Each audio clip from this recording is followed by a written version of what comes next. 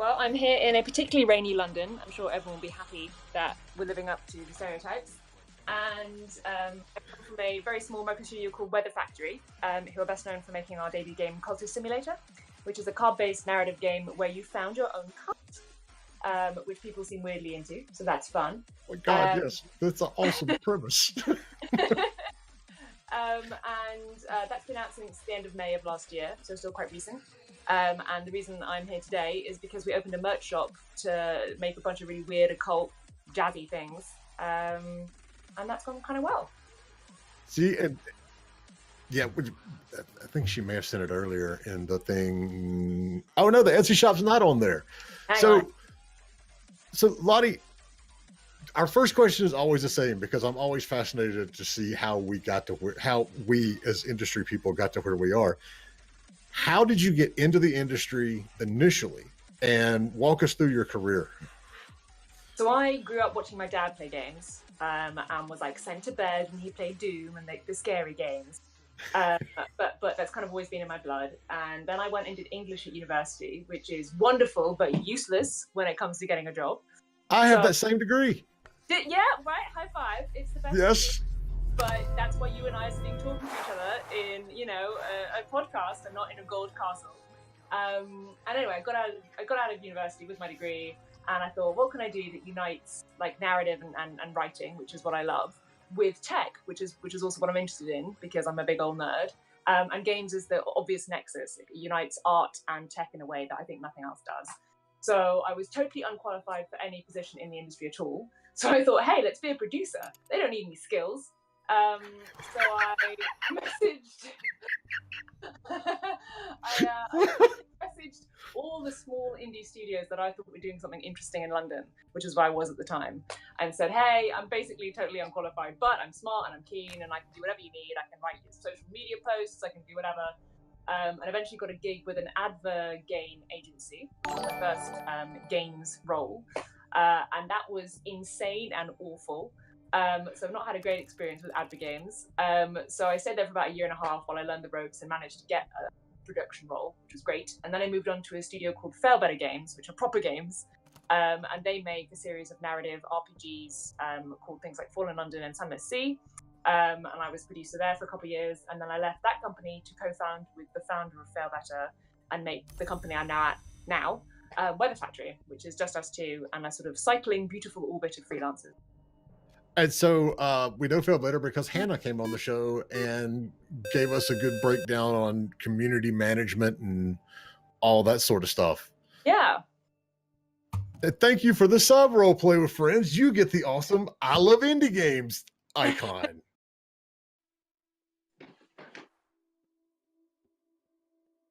And you get special access on our Discord server too. And there's more stuff coming to that, which we'll talk about later. Anyway, all right. So that's the reason I laughed so hard when you said that, you don't need skills to be a producer is because the company that I was at initially, for the first 8 years of my career, we were agents for a while, and then we transitioned that into a publishing arm or a publishing company. And we literally pulled publishers directly from our QA team. It was like, you play games, you can be a publisher. I mean, a producer. And so I am happy to say, some extremely, good producers in the industry now that we pulled from our testing group, which we basically pulled from the local GameStop, to the point that I went into the GameStop one day and the manager said, "You've taken so many of my employees. Will you hire me too?" Actually, about a year later, we did. And so not sure what happened to that GameStop at the end of the day, but they were a great source of, people for us. So, all right. So you've got let me go to the Etsy store. I have to see the Etsy store. I'm a Etsy fanatic. So Cultist Simulator came out in what you said, April or May? So the 31st of May, 2018, right at the end. So at what point did you say, we need to make stuff? We need to make merch? So Cultist was meant to be a very small, experimental, weird game. We deliberately kept the scope and the budget really tight because this was our first game as a new studio, which meant that all the odds were against us. And, we didn't have a bunch of titles making loads of revenue, so we didn't have huge amounts of money in the bank, like proper indie stuff. And yeah, we just wanted to make sure we didn't kill ourselves before we got going. Unfortunately, it vastly outstripped our expectation at launch. Like, it got to number 1 on Steam and it sold 50,000 copies in the first month, which was like way more than we thought we'd sell in a year. And these are small numbers by like industry standards, but for a 2-person indie team for our first go, we were very happy with that. Those are great numbers for an indie team. That's right. Yeah, we're very happy with it.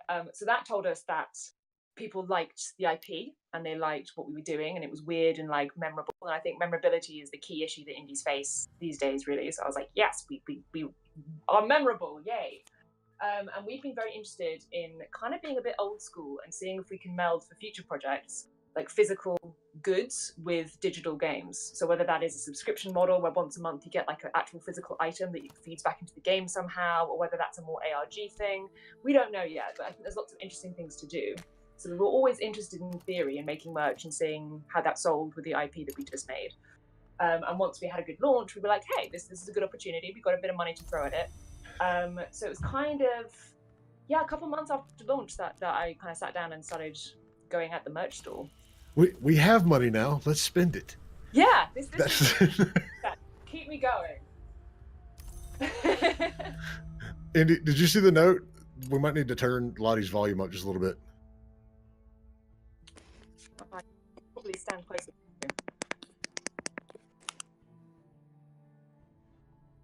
So going back, and this is, case in point, how we get off topic very, very easily. You sold 50,000 copies in the first month as a 2-person studio. Yeah. How did you do that? There's a lot of talk fodder that I'm going to use at GDC for this. There's loads of different things. There's not one thing that we did, like the one weird trick that doctors don't want you to know. A lot of it was luck, obviously. I had a total heart attack because about 2 days before we were going to launch, Bethesda, who I love as a studio, but hated more than anybody on that day, put up their please stand by gif on Twitter and then did their Twitch stream for like 5 hours and nothing happened and like millions of people watched it. And they announced Fallout 76 like a couple days later, but that gif happened 2 days before my launch, or maybe it was the day before something. And I was thinking, Bethesda, if you stealth launch the new Fallout, I am going to murder you. But they didn't, so I can still be friends with them. But a bunch of luck that nobody else really big came in and ate our pie, which was great. We did a bunch of marketing all the way through development, something we call open development, which we're really big on, which basically means like being really open about the process of making a game and seeing works in progress rather than doing the AAA, like hiding it and then announcing when it's all shiny, which we find kind of gathers an audience and gathers momentum over the course of development. So that almost certainly helped us when we actually launched. And I think, like I said, the key thing is that there's nothing else really on Steam like Cultist. It's a very divisive game and some people really hate it. And that's fine. I'd much rather have somebody hate my game than go, Yes. Then they have an emotion, right? Unfortunately, like more people like it than hate it. So that's good. And I think it just got people talking. So we joke that our 7-year-old's going to grow up and be a cult leader. So you've got fans in this house. He's got some charisma, and so they'll be playing at school or in the neighborhood, and all of a sudden we see like the 10 and 11-year-olds following him around, and I'm like, yep, he's going to be a cult leader. That's all there is to that. So when you were doing your open development, which, yes, we also are also big fans of because it shows the reality of what really goes on in the industry.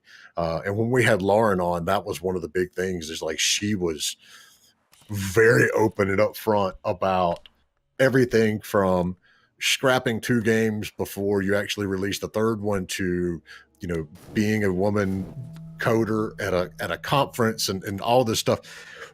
How did you do your openness? Was it blog post? Was it, Twitter? What did you use to get the news out about the development? So we have a not a formula, but we've been doing this for a while now on our previous games as well.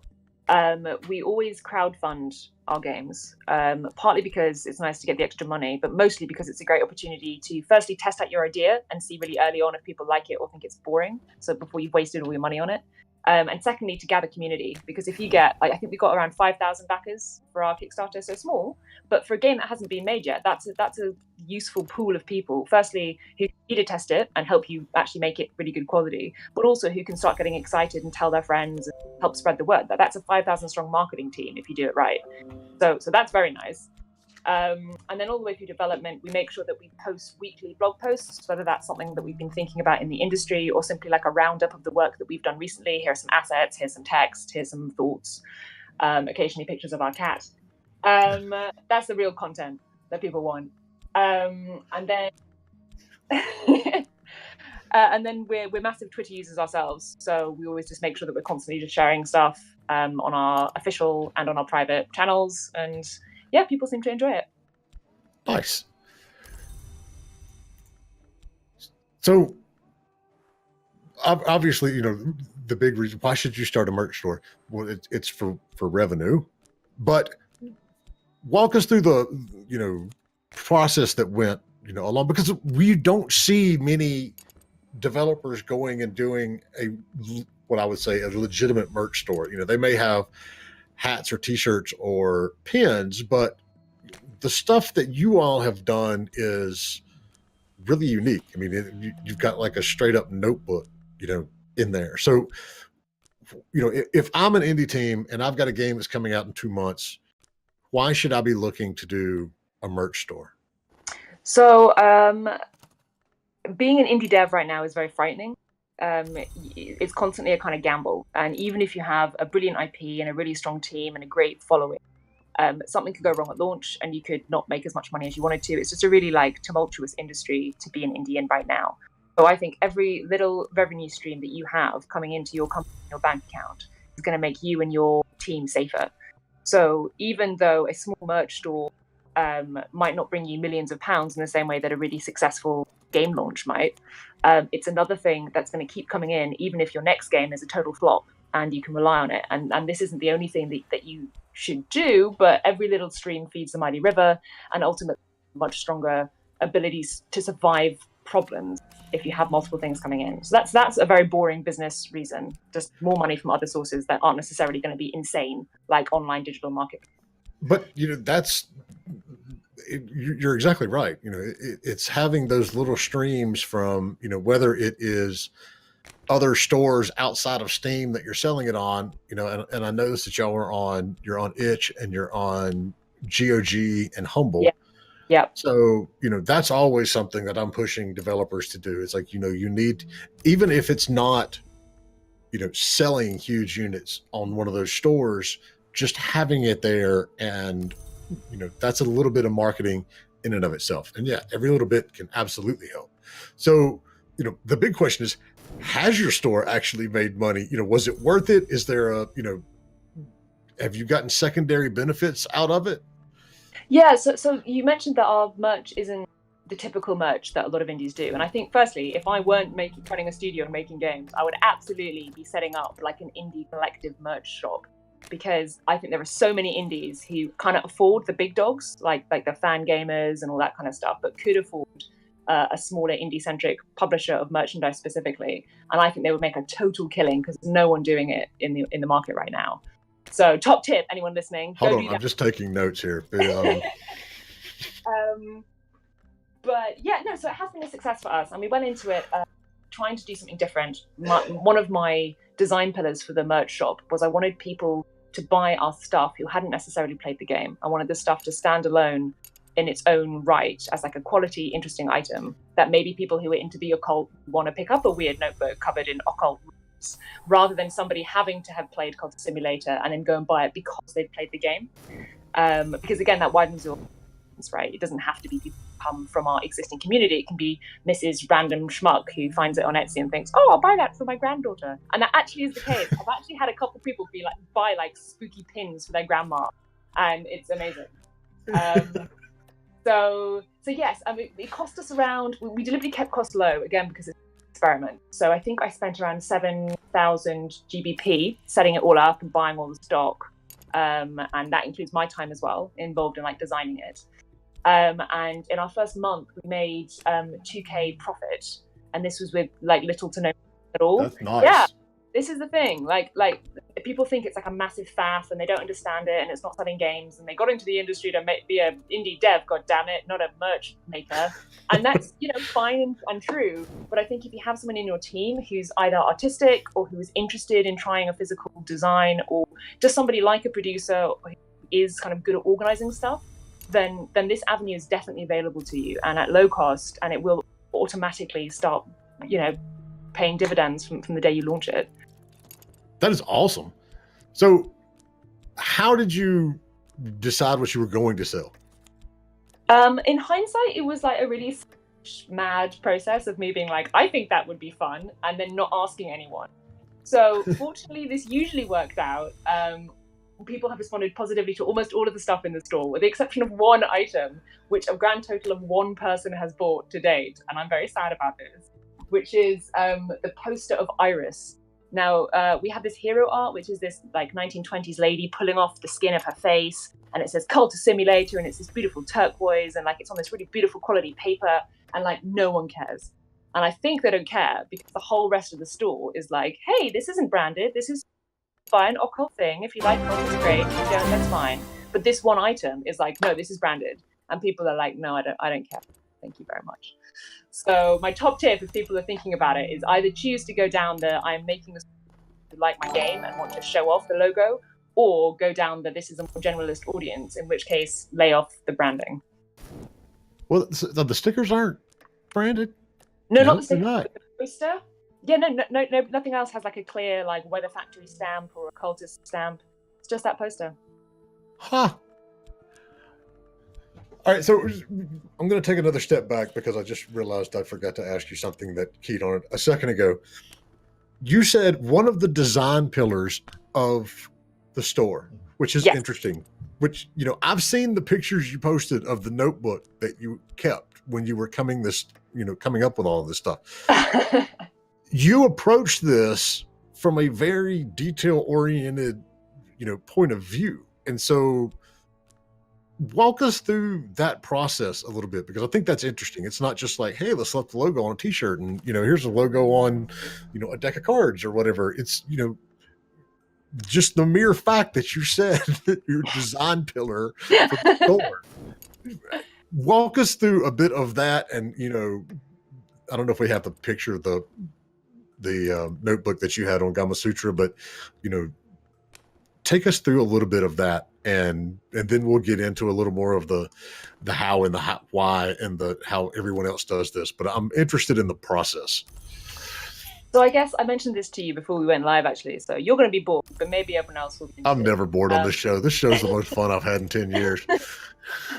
So we are a two-person studio, and therefore one of the key things we think about in every single action we take, whether that's what game we're going to make next or what we're going to have for lunch even, is like how easy is this to do and how much are we going to get from it, because we have such limited resource that we really can't do everything. So everything we choose to do is always at the expense of 10 other things that we've chosen not to do, which means that we get quite good at working out specifically why we're doing something and evaluating whether or not that makes sense. So we knew we wanted to experiment with physical merch, but it wasn't enough to do that because I didn't have 100 grand to give to a big publisher and say, just make me some stuff and then let's see what it sells, right? Which is a viable option. Like I looked into all of it. What I had was a very limited budget, a very unique IP that a lot of people will never hear of, a lot of people don't care for, but some people really care about. So it behooved me to work out what they cared about, like why they liked Cultist Simulator, and therefore what's special about it. And what's different about it is, okay, it's narrative focused, it's spooky and occult, it's based on cards. We've got some nice 2D art, but the whole thing is this kind of apophenic like sense of being a cultist. It's not, you know, flashy 3D graphics. It's not a cutscene where you get to summon like the evil god Baal. It's just you and a bunch of cards thinking about the actions of being a cult leader. And often those actions are really mundane. They're things like, oh, I had to go to work today and that was crap because I wish I was studying magic books. Or, you know, I didn't have enough money to eat today. I'm sad. So a lot of your imagination is required in this game, and people really get into the sense of what it really means to be a cult leader. So therefore, our merch, I wanted to reflect that. I wanted it to not say, this is a branded item that you should buy because of cult. I wanted it to say, I'm the sort of person who likes spooky, fun, brightly colored, weird 1920s stuff, which led us down the route of more esoteric branding. And I also wanted to stand out. If you look at any merch for lower tier kind of indie studios, I'm not talking about the big dogs. The AAA people can afford to make insane, unique, weird items, but the indies usually tend to go for things like t-shirts and mugs and mouse mats because they're cheap and they're easy to produce and you design them easily. And that makes sense when you're trying to do something at scale. You're trying to do it really, really cheaply. But that doesn't help us because our whole thing is that we're weird and unique. So if I make products like everyone else, no one's going to buy them, right? Why would you buy my crappy, boring product over some really expensive, beautiful version of it? Whereas not many other people have like a USB in the shape of an ancient pink grimoire or like a gold leaf notebook covered in occult sigils. So that's where we can actually start offering things that the big dogs haven't offered yet. And that's our niche. But frankly, that's exactly how you should be looking at designing your games as well. Because if you're putting out the same kind of, Me Too type game without iterating or changing anything, it's the same situation. Nobody's going to buy it because it's like, why? Exactly. That's awesome. So how much time, you sit down and you do the plan and like we all know, the quote that gets attributed to everybody at one point in time or another is, everybody has a plan until they get punched in the face. It's how much time did it really end up taking away from what you were doing, with the game itself? So it's really hard to quantify because and usually for me, I didn't put a hard deadline on it. I didn't say I wanted this complete by date X. So I think in total, I don't know, like a month, I guess, but it's kind of give and take because I wasn't working full time. It was in part of other duties. And the thing that took a lot of time was the original setup process of finding independent specialist producers. So like I said, I didn't have the money to go to a really big like indiegamemerch.com and say, just tell me what you can do for this large sum of money. What I wanted to do was find individuals or small publishers who did specific things. So I found someone who's really good at making custom USBs. And I found someone who's really good at only printing really beautiful art prints, and I found someone who's really good at making like bespoke leather notebooks, right? And so all of this took a bunch of time to find the people most appropriate for what I was looking for, to get quotes and to go through that original like design process of me sending some sort of insane like scribbled like diagram of like, can you make it have fire, and having some actual sensible person get back to me and be like, no, it's made of paper, you cannot have fire, how about this? But the good thing about that is all that stuff I don't have to go through anymore. I now have these designs, and it's now as simple as like clicking a reorder button for any kind of stocking. So a lot of that work I don't have to repeat again, which is nice, and will be the same for anybody setting up a merch store. So that's good. So yeah, I think about a month. How did you go about finding those people, those companies? Was it flipping through Etsy, Google searches? I mean, this is all an area that I would guess 95% of the indie developers out there don't know. It's like, so how did you find the suppliers that you were looking for? So it's very boring and very simple. I spent a lot of my early career, like when I was primarily a producer, finding freelancers for jobs that needed doing in indies that didn't have the resource they needed. And that's just a Google search. I mean, my Google foo is pretty strong. So I had a list of the kind of stuff I wanted. I had a list of the stuff I wanted to make. So I knew, for example, I was looking for somebody who could print me nice vinyl stickers or something, or I knew I was looking for someone who could make notebooks. So that narrows it down, obviously, immediately. And then I was like, right, well, I'm in London, so ideally, if they're based in London, I can save on postage and they can be in the time zone with me. So that again narrows the search. So it's just a matter of doing a bunch of boring Googling for like a day. And I also spoke to my freelancers. Some of the artists that we work with have their own merch stores, and I could say, hey, your insert product name here looks really cool. We did that for you. Do you mind sharing that with me? And then talking to them. So I went around the houses and spoke to a bunch of people. And there are some really beautiful producers I found who were quite bad at communications. they were off the list, because that's the last thing you want, is to have somebody who's fantastic but unreliable. And eventually I kind of found a happy medium between people who did some really nice stuff and people who I could like know if I ordered they would get it to me. Sweet. Yeah, that's what you want. So you've got the store up and running. How do you market it? So we haven't really done much marketing experiment, right? So I was really interested to see like what happens if you just make a merch store and like just chuck it out there. So the only marketing that our Etsy store has received to date is via our social media channels, just on Twitter and Facebook and Instagram primarily, but Twitter's the big one for us. And that's fairly irregular. And I think I also put some money into like featuring some of the listings on Etsy itself, because remember I said that I was looking for people outside of the Cultist Simulator audience. I wanted like random schmuck to go onto Etsy and look for like Notebook and be like, oh, that's a cool one, maybe I'll buy that. So that was worth it. So we spent almost no money on this, and like I said, we've already seen a profit, a quite considerable profit, very little effort. And because we're a two-person team, the key thing for me is can I maintain this as a reliable, maintainable service? Can I get things to the post office in time so our customers are happy? Can I actually spend the time? Can I afford the time it takes to wrap it up nicely with a little like pink ribbon? Because if I can't, I either need to hire somebody to do this full time, which is probably worth its while now, but is going to change the studio, or I need to take some responsibility off myself, which means in a small indie studio that stuff isn't going to get done for a bit. So yeah, basically the answer is we haven't marketed it, which I'm excited about, because it means when I do actually put money into it, I'm very interested to see what that does. It might do nothing, we might plateau, but as long as we're making a profit every month and I've got a bunch of stuff I can just reorder now rather than having to put time into designing, that's quite a stable business model.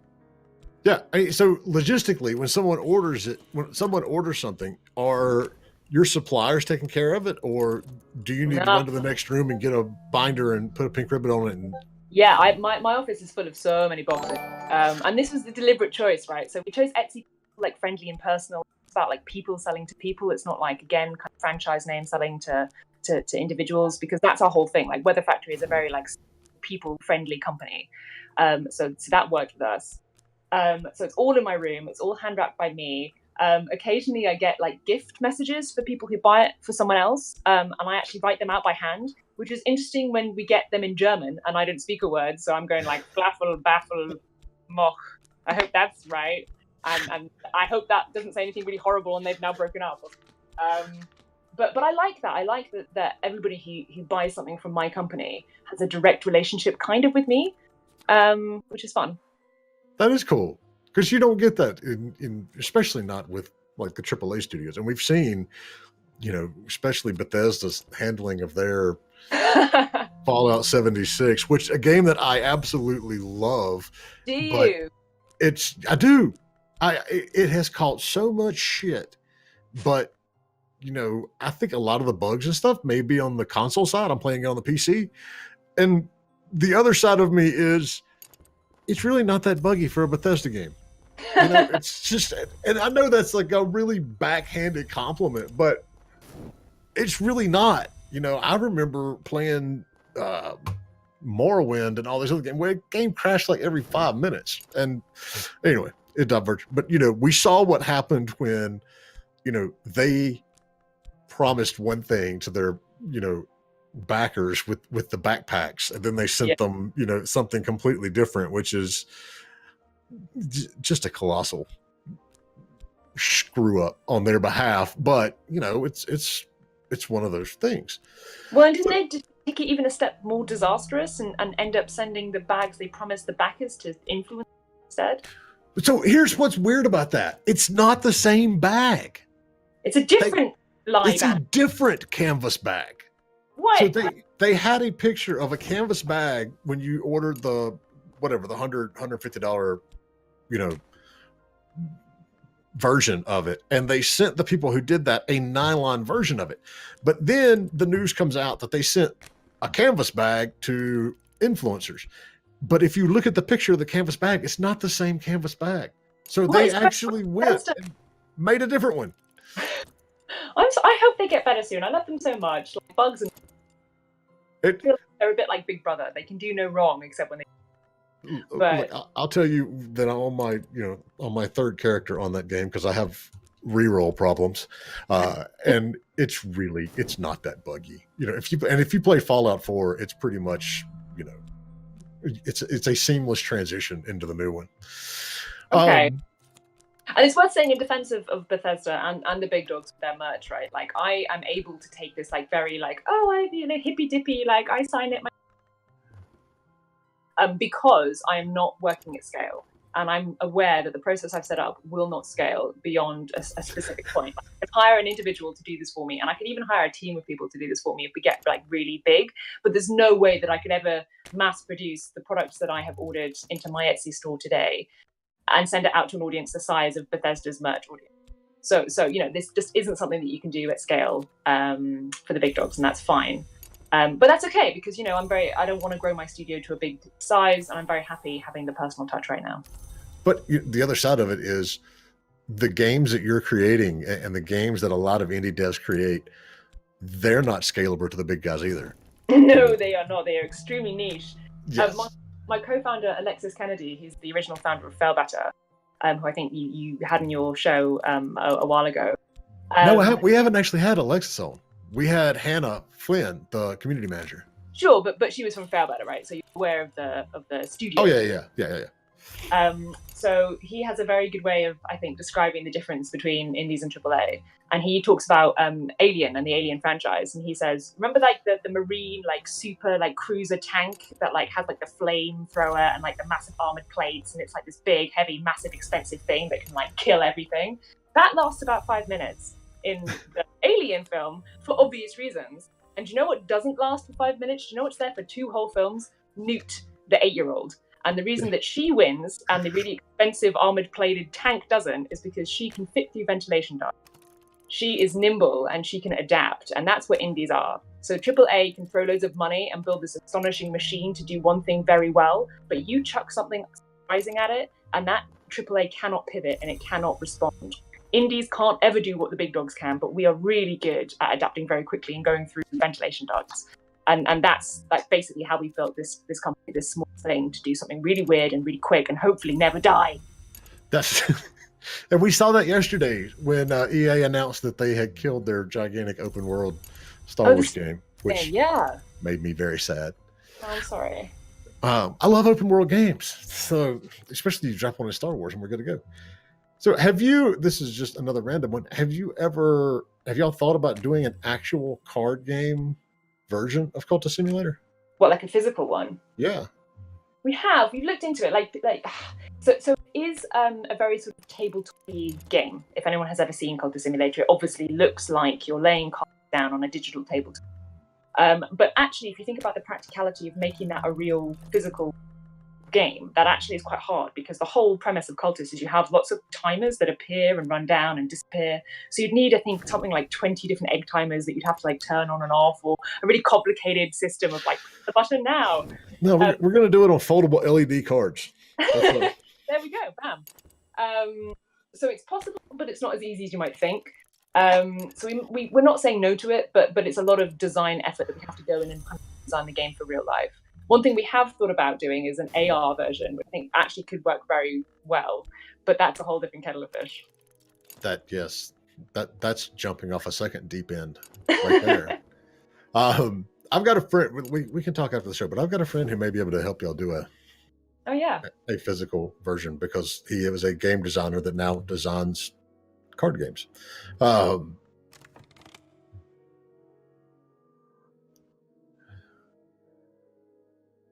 What? Oh.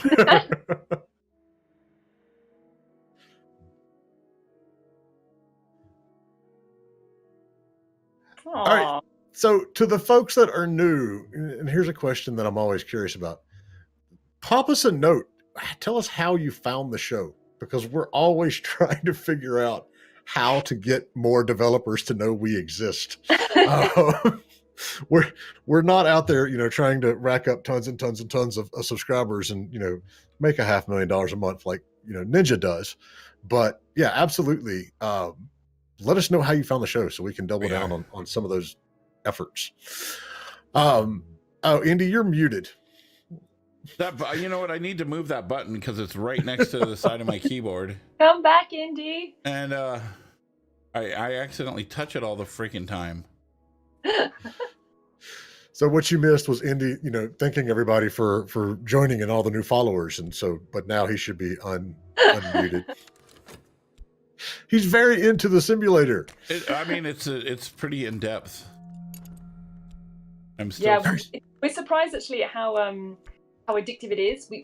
I mean, Alexis, who's the designer, he deliberately wanted it to be absorbing. He wanted you to get lost in it, and he balanced it so something happens in the game once every 10 seconds or so. So it really does keep you hanging on. But we weren't prepared for how addicted we got. I mean, we did get a couple of emails when it launched. One person said that they had actually forgotten to eat for a whole day. So we felt quite bad about that.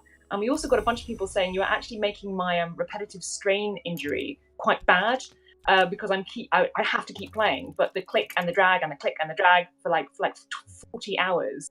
You need to tell those people to turn up the mouse sensitivity, their mouse sensitivity.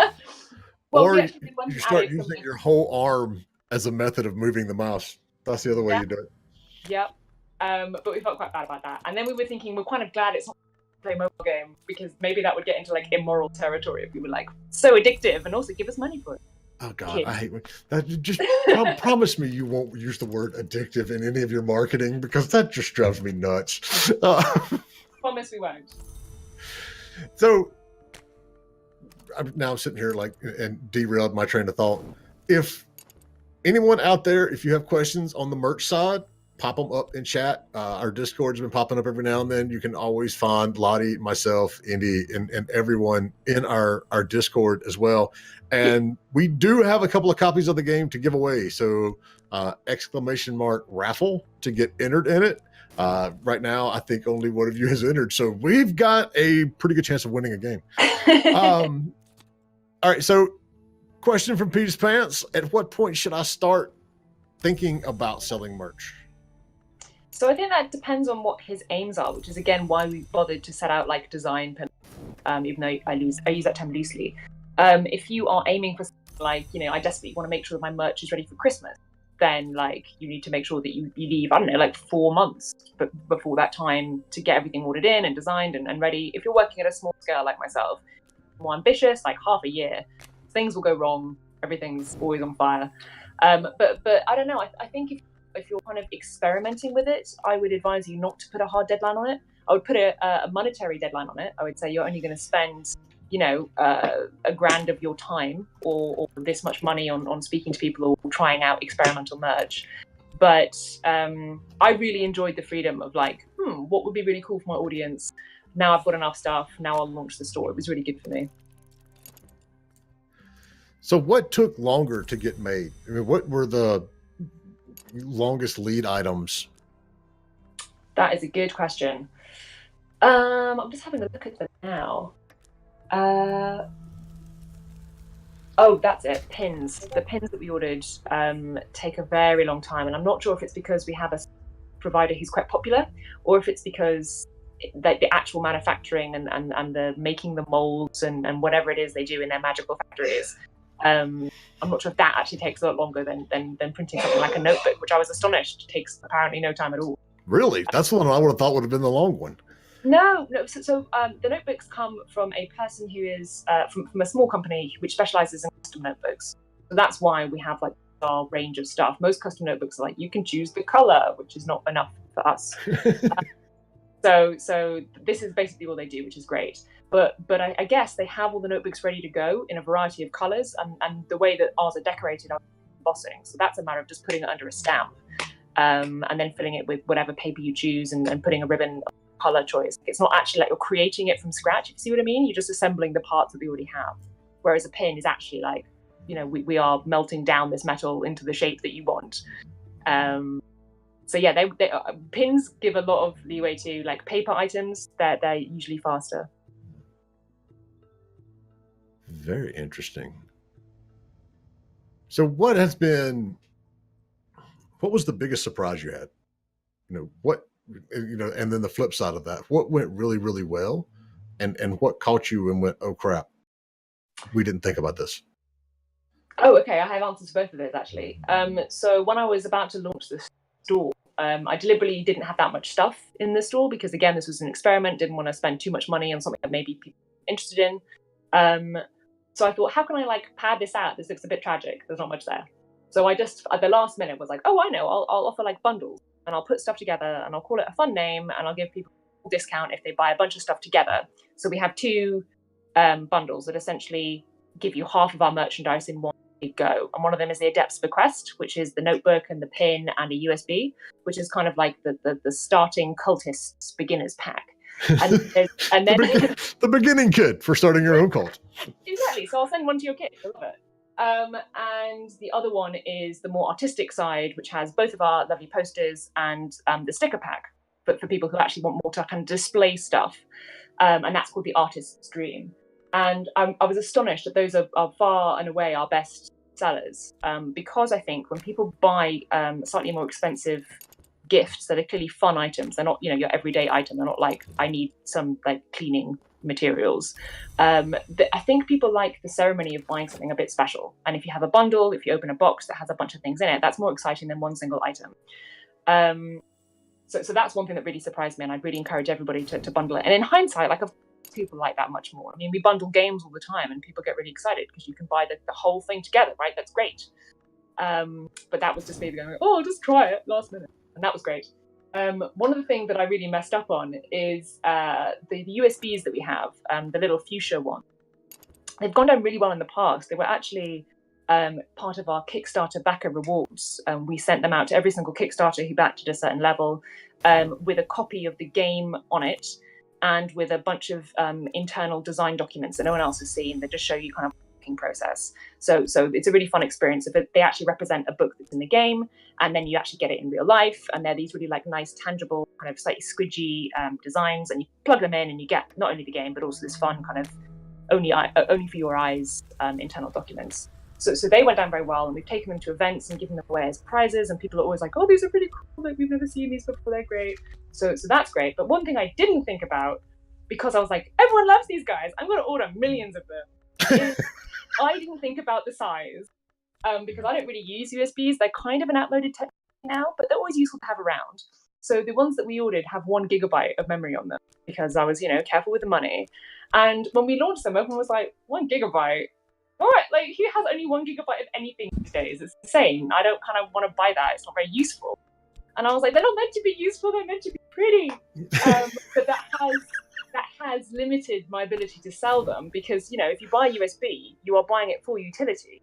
But I've kind of made them to look nice and didn't think about the utility. So, they are selling and that's fine. But I think if I'd offered even more expensive versions which had higher memory in them, that would have been a much smarter thing than me being like, oh, people have liked them in the past. And the reason this didn't come up until we launched was because the Kickstarter backers weren't using them.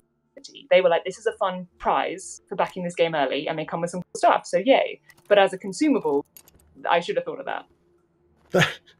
So yeah, that shows my age. When I first started buying memory sticks, it was like, 256K. It's like, oh my God, this is a huge memory stick.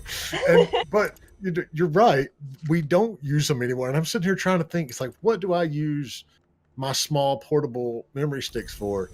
And it's usually to help my elderly neighbors. I don't really, I've got plenty of external hard drives that, are like terabyte, but we don't use, the 1 gigabyte sticks anymore because it's like, if there's something that's small, we can literally put it on our phone and, we have it there. But you could very well use them for marketing. I mean, there's a ton of stuff that you can, God knows. I mean, most of my USB sticks came from shows and they're all branded from somewhere. Yeah. And that's another reason we chose to do them, right? Because I've never seen a USB that was fun, that I got given out like as a free marketing thing. They're always kind of boring. They're either like, oh, the metal things with the logo on, or like, oh, it just says our name in like sans serif font. And like, they're so boring.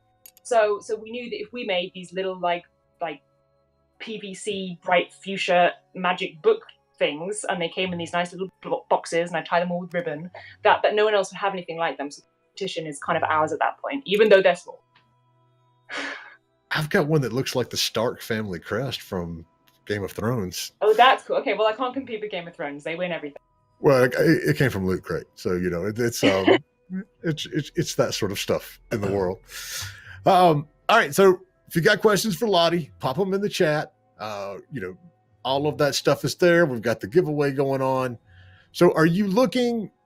What's next for the merch store? I mean, have there things that you've almost put on and then stopped, or you know, expansions or new things that you're looking to put on based on the sales of the game? Did we ever Absolutely. get linked to the merch store? I can pop it in there. I'm on it right now.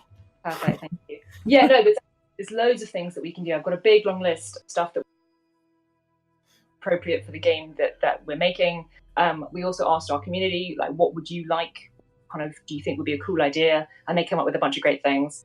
And there's a lot of potential. So I'm absolutely going to be making new products because they sell so fantastic.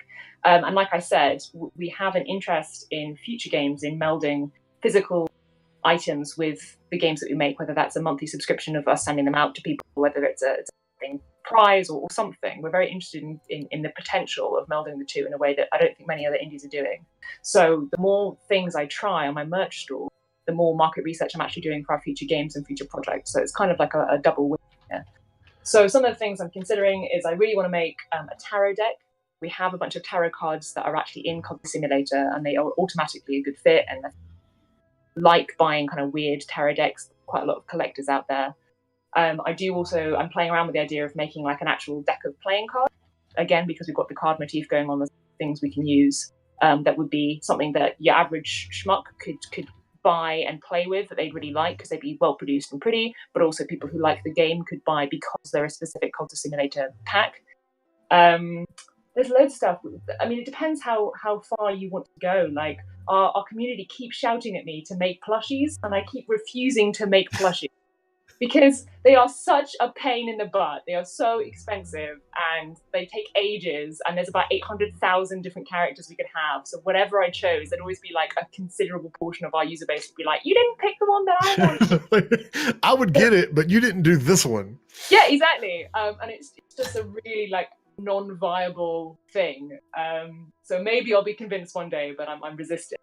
But yeah, I want to do lots of different merch and see. So we got two questions in here. So Gizmo-san, says, as a, two-person studio, how do you find and where do you find, composers for music and then your sound effects and audio folks?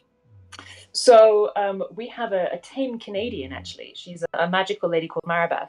She's done the soundtrack all of Alexis's games. That's Fallen London, Sunless Sea, and now Cultist. So we have a very good relationship with her, and we essentially sort of ping her, and 7 months later she'll reply, and she'll just produce this magical stuff from the woods. So she's wonderful, and I think we originally found her because she was a player of Fallen London, which was Alexis's first game, and she got in touch and said, "Hey, I'm a musician. If you ever need soundtrack work, I'm here." And then once we heard her stuff, we were like, "Yes, she's fantastic."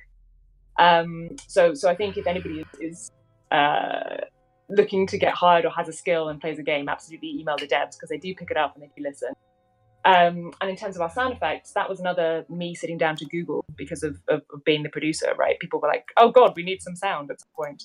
And when I was back at Fairbetter, I found a great SFX team called Sound Cuts. We're here in the UK, I think in Brighton. And they're just phenomenal. It's run by a great woman called Adele, and I just always go to her, and she fits me in and gives me wonderful sounds. So you get your sound and your music from Adele. I get my sound from Adele. I got my music, Canadian Maribeth. See, she uses world class folks like Adele. All right, and so the next question, and sorry, I'm on my Discord because I apparently accidentally changed the Discord server settings to notify everybody of everything that was pinging, and that was my mistake. Everybody gets everything all the time. I got called out on that. It's like, oh, that was me. I'm the one that accidentally did that. All right, so the next question, where is it? Do you sell merch at gaming conventions? So we haven't been to an event since we launched the merch store. We absolutely will when we go. It's great footfall. It makes your stall immediately more attractive. It's another, like, events are really weird for developers. A lot of developers don't do them because they are very time and money intensive. They cost a lot. They're a full day, if not weekend, if not week-long experience. And there's no direct correlation between going to an event and then selling more games. So for a lot of indies where time is money and they have little of both, it's kind of not worth the risk. But if you can come with a bunch of stuff that will actually immediately give you money back, like merchandise, I think that makes it a lot more worthwhile to go to a physical event and meet the fans and do all that stuff. So yes, we absolutely. So if you ever see us showing anything, come on down and buy loads of. All right, so which brings up another good question. It's like, wow, if only there were a way indie devs could network and do, meetings and stuff and not have to spend a bunch of money. That would be that would be what we're working on. Yes, we are actually working on that. So as a small team, what shows do you go to? So a lot of the shows you choose to go to depend on the stage of your game. If they happen to occur at like a couple of months before launch, that's obviously a fantastic time to go and impress people and get people to sign up for your mailing list. Whereas if, like, we're kind of in a weird stage now where we're doing a bunch of DLC, but it's launched, so there's not really any point in going to an event and saying, buy our game that is already out that you can find on the stores. But we haven't yet got far enough into our next game to have anything to show. So right now, events aren't that interesting to us, but probably this time next year, I'll be having every event that I can. So we always go to the developer events like GDC because that's knowledge sharing and that's really great networking for everyone. For the consumer ones, I'm a big fan of EGX and EGX Res in the UK. Sadly, I don't get to go to many international consumer events just because of the money and the time. And what else? There's Develop, which is great, but that's I think that's it off the top of my head. We have to be quite careful. Yeah, because it does get expensive. And that's why I'm always curious as to, because there are so many shows now, and I'm always interested in, so who's going to which ones and why, because that's something we've touched on too. It's like, you need to understand why you're going to the show before you decide which show to go to, because you've got things that like PAX that are really consumer focused. And then you've got things like GDC and E3, which are not consumer focused.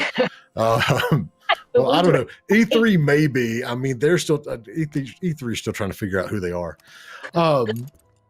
That's they've had a rocky road. And now I think this year I've already had several of the big publishers say that they're not doing a booth again. So we're doing this whole roller coaster with E3 and what E3 is actually doing now. Wait, hold on. Let me pull up my notes. Okay, so, all right, wait, hold on. Peter Span's going to save me the trouble of finding that question I had. So how do you define the ROIs for conventions like PAX? So I think, again, it depends. You need to make it really clear what you personally want out of it. So is it that you want to bring new people to your games? You want to get people to sign up to your mailing list? Is it that you're looking for publishers? Is it that you're trying to get a bunch of beta testing who don't know you and don't know what you're trying to do, and you want to watch them play the first 10 minutes of the game? Because that's really interesting and extremely useful. But none of these things are compatible with each other. I wouldn't recommend you go and just see what happens. That means you'll come back and you'll think, I guess that was fun, but you won't have any way of working out if you should go again, right? And like I said, it's very rare that you'll see a direct outcome going to an event. It's one of those things that is kind of an investment in the future. And it's not like you get you scored an 8 out of 10 on this thing and you got $100,000 from it. So good job. It's like, that happened. That was fun. So for us, it's usually about watching people play. You can get a bunch of people to sign up for mailing lists. There's so much going on. They're only ever going to spend a bit of time with you and your stand, even if they've come here specifically hoping to meet you and play your game. You're always right next to a competitor and in a room full of competitors, and it's always hot and sweaty and busy and loud. So I don't find it very good as a way of gathering new audiences, but I do find it extremely interesting to see what people, how they respond to our game in person. So, do they look at the marketing and immediately walk away because boring, in which case, okay, I need to make it more interesting. Do they sit down and get up 2 minutes later because they didn't know what to do? Again, okay, we'll improve the onboarding. Watching people actually in person and then talking to them about it and saying, like, here's the spiel, what do you think? And a lot of them are like, or some of them will say, oh, it's like this other game that you should totally check out. And then I go away and go, oh, God, it's... or you know, you just learn so much from actually engaging face to face with players. But that's what we do. And so that's dead on. I mean, and because the only show that I can think of that would cross both of those boundaries is Game Connection. Not Game Connection. Gamescom. I've never been to Gamescom. Oh my God. It is ridiculous.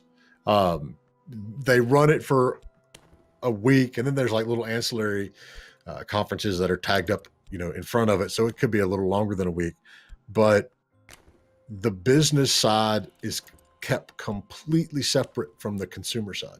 And there is a massive consumer side. It's like 6 or 7 halls, you know, with a hall being about the size of maybe this one of the main ones at E3. And the business folks are in another couple of halls where it's all nice and quiet, meeting rooms, no, you know, loud noises, nothing, you know, and you can actually have a real meeting. And then you walk like 200 yards and it is cosplay and big booming sound systems and Titantrons, and you see the passion of the players. That's the only show that I can think of that has a good balance of business and consumer. Yeah, Gizmo, Gamescom is business heaven because everyone in Europe's there. It's like GDC here, you know, except you still get people who don't come all the way from Europe to GDC because it's not cheap. But, you know, you get the same in Germany at Gamescom, and you get to drink German beer all week. And they have a beer garden in the business side, which may quite possibly be my favorite. The real reason ever. You know, it's like, wait a minute, what? There's a sign that says get beer here at 10 in the morning. Yes, I do. But, you know, you have to decide what you want out of that show. You can't just go, I'm going to PAX and we're going to show our game, you know, because you still have to have a plan for it, you know, and getting the fatui, the first time user experience, when you're sitting there looking at the person playing it, that's huge. I mean, that's absolutely wonderful, you know, insight into everything anyway. Yeah. All right. So you mentioned with some of the DLC and trying to pair the physical goods with the digital. Have you tried any of that yet in terms of marketing the physical stuff in the game, or, you know, or vice versa, you know, because you do get, I'm sure you get a lot of people who don't know the game that come and check out the, you know, all the other cool stuff. You know, have you looked into how you can cross market that? You know, are there any plans for the stuff that you can share? Not with Cultist. I think you need to build it into the design of your game in an interesting way. I don't want to be one of those studios who is like, here's a game, and on the front page here are like 9 different buttons on the main menu screen that say like, here's my social links, all of them, and here's the merch shop, and like, here's the way you can give me money. Like, that's not how we've developed our community. We're always very friendly and personal and quite quiet about giving us money, and that's actually worked out really well. It means that we don't immediately make $1 million overnight in the same way that like more pushy games do. What it means is that our community trusts us and they come with us from game to game. So over time, we have this really like secure, happy relationship with them. Touch wood, unless I do anything stupid. But right now it's good. So we definitely want to play around with it, but I think you need to meld it into the game itself. So we have a couple of games that I can't talk about that we're thinking about doing. And those would work more like Fall in London, which is if anyone hasn't heard of it, it's a free-to-play online browser RPG. So anybody can access it. All you need to do is sign up. It's totally free. And I'm not even pitching it because I don't gain any money from this anymore, sadly. But it's a fun Victorian RPG. And there's a subscription model, which again is very light. It's not pushy. It's not kind of exorbitant. And if you sign up to be a subscriber, you get a bunch of in-game currency, and you get a bunch more actions, which is the ability to actually engage with the game. And you get one free big story, which is the whole game model, every month, right? Which people love, because that's where you play Fallen London. You play it to read all these weird stories and role play through the scenarios. So all right, wait, how did that was Fallen London? Yes, Fallen London. So that's just fallenlondon.com. And I think there's a really interesting physical model of that. So if, for example, we did a sort of ARG where you had to play a bit of the game online, and then you had to actually find a particular item, receive an item, and do something with that in order to progress in the digital game itself. Something like that, I think, is a very interesting model. And we're actually running a sort of secret ARG within the Cultist community. And I'm not going to tell you what it is, but if anyone's interested, go look in our Discord, and I'm sure people will be able to help you out. And that has shown us that people do really like melding the actual game with some kind of real life elements, whether that's figuring out a puzzle, whether that's actually, like I said, getting a physical thing. I mean, wasn't there a thing in, was it Destiny, where they put loads of money into like this whole massive mystery that players found a bunch of roots in the game, and then they found some coordinates, which led to like a big spear under a tree or something? I know Halo did the first one. Was it Halo? Halo's the one that did the first big, one of the Halos that did the first big ARG. I don't remember if Destiny, they could have. I don't remember if they did or not. But so, I mean, but this is also, you could tie that into, you know, like you mentioned, like an AR version of the game. Exactly. So probably not AR actually, but certainly something about, you know, here's a fun RPG that you play. Here are some intimations that maybe there are some riddles that you don't have to answer to progress in the game, but maybe it's piqued your interest and you stop the game and you start talking to other fellow community members and work out that actually the answer to the riddle is, I don't know, a particular URL or a particular location or something, and you enter that in a particular place and bam, you get something. But our model, thinking about it now, would probably work more around receiving a physical item from us every month, but we haven't gone into the details of that. But the key thing, like I said, is that the physical side of it, the merch, would actually be built into the game from the start. It wouldn't just be an add-on with like a button on the main menu. The more integrated it gets, the better it gets. So how's your battery life, Lottie? It is relatively low. I'm going to have to, if there's any more questions. In England, we don't have any electricity. We have to make it ourselves. You've been sitting there on the bike pedaling Yeah, I'm exhausted now. The entire time. Hey, at least you have most of a government. Have you been looking at the news? Well, no, I haven't seen the result of today. I was just comparing it to ours at the moment. So, yeah. All right. So, Peter's Pants, we'll do, you know, last question. If you've got a question, throw it in there really quick. Do your exclamation mark raffle. We'll give that away. Raffle. And then we'll wrap it up before Lottie's legs give out and she can't power her laptop anymore. On the topic of marketing, as a small indie startup, what are some of the tips to get publications and get noticed by the sea of thousands? For example, my company made 150 mini games for our app in 6 months, and we think that's a great tagline. Oh my God! But how do you get publications to buy? Before Lottie answers, Peter's Pants, we've actually got 2 shows in the next coming month that are about hyper casual games that you might want to check in for. So anyway, how did you get people to notice, you know, you all, Lottie? That's obviously the $1 million question. Visibility is a difficult thing. So first, it's worth saying that press are great, but I don't think they're the thing that will sell your game. In my experience, the thing that sells your game is influencers. Which are much easier to get interested. If you want to impress, like, press are more there to like validate you. So if a random consumer who doesn't know you and hasn't played a game of yours falls upon your Steam page, for example, and you have a thing from Rock Paper Shotgun or Eurogamer, the big like IGN that says this game was reviewed and we thought it was like, here's a nice thing that someone said about it from the site with the name IGN. Immediately that makes the consumer much more likely to buy it, but that doesn't make the consumer find you in the first place. They have to already be interested for it to be useful. So it's worth saying that don't worry if you struggle to get press coverage so much as worry if you struggle to get influencer coverage, because they're the useful ones. But for us, we started with an advantage because Alexis Kennedy has a bit of a name for himself as the maker of Sun is Sea. So people already were slightly more interested than they would be. Like, we weren't total nobodies. But I think the key thing is to work out why the press are interested. Think, if you were the journalist, why would you run this story? Because you have to remember that everything that they publish is paying for their site. Everything that they put up on a website is hoping to get a certain number of clicks, because that's how they make their money. So if they can drop in something like Alexis did some work for BioWare and Paradox, and every single time we get a journalist to cover us, they always say, like, BioWare writer on Dragon Age 4, Alexis Kennedy, because that's what makes people click. And the article is not about that at all. And Alexis has no relationship with Dragon Age 4 anymore.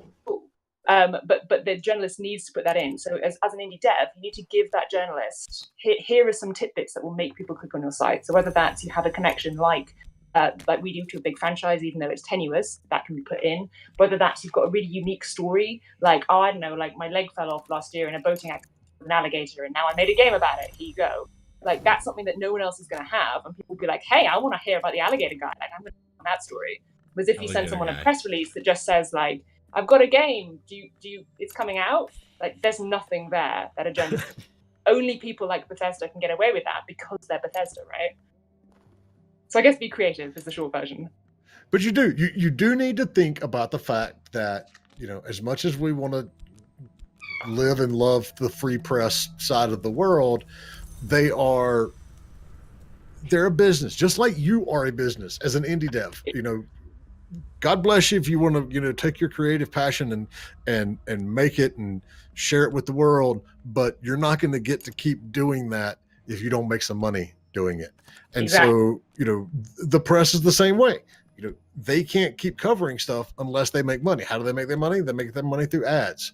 And, you know, the only way they're going to get that money is if, you know, you give them or they create a very viable, a very appealing headline to bring people in. So I know it's not what we like to think about. It's like, well, they should cover it because it's a good game. Well, yeah, you're right. They should, but they won't. You know, that's the reality of it. They have to stay in business too. Yeah. So yeah, that is fantastic insight there. All right. So last call for a couple of copies of Cultist Simulator. And I'm going to see if I can actually work the giveaway button tool today. Indy, you got any questions? This game is hard. Did you I wasn't able to like completely follow you. Did you found your cult and get plenty of people to join? Honestly, I have no idea. This is a very common immediate reaction. So, you know, I hope it makes you feel better to know that we designed it to kill you very quickly. Oh yeah, I would die. Yeah.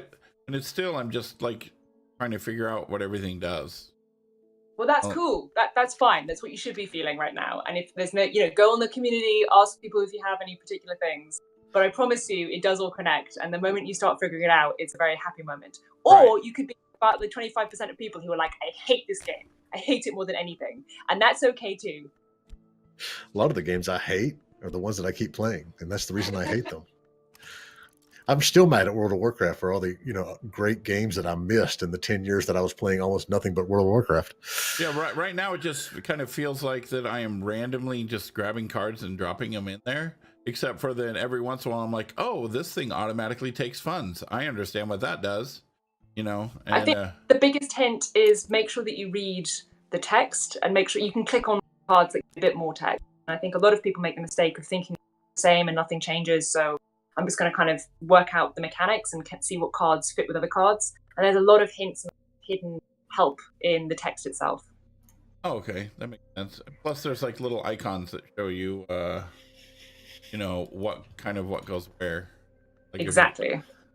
Look at that. It has like a little red aspect desire, aspect the marks of life. That kind of helps direct. But it's and cool. You have to start at the pause button, I hope. Yeah, I was just going to say, it's cool that you can just like do something and then pause, and then so that way you can take time to read stuff.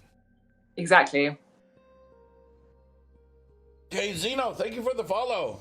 And Connie Bucks, you won Yeah, I'm trying to get. I'm gonna once again. I can't work chatbot. You feel the same way about WoW?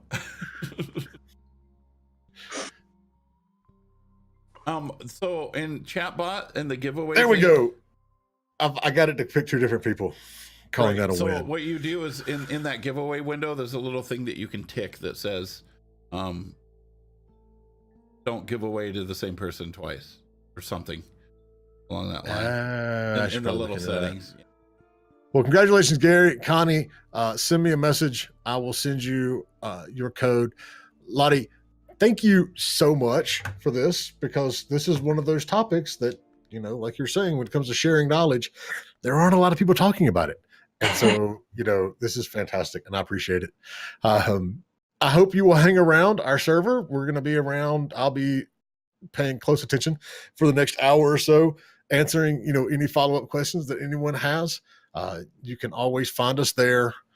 Get the, you got our links. Discord, yeah. There we go. Right there. Yep. So do we have a show Friday? We do have a show Friday. We were supposed to have Richard talking about audio, but he had to move his date.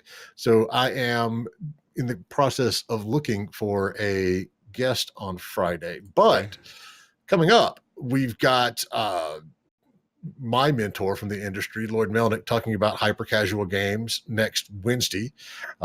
Then we've got Tara Volker from Microsoft, who's going to be talking about game accessibility and what they do. And she's one of the co-founders of the Game Accessibility Conference.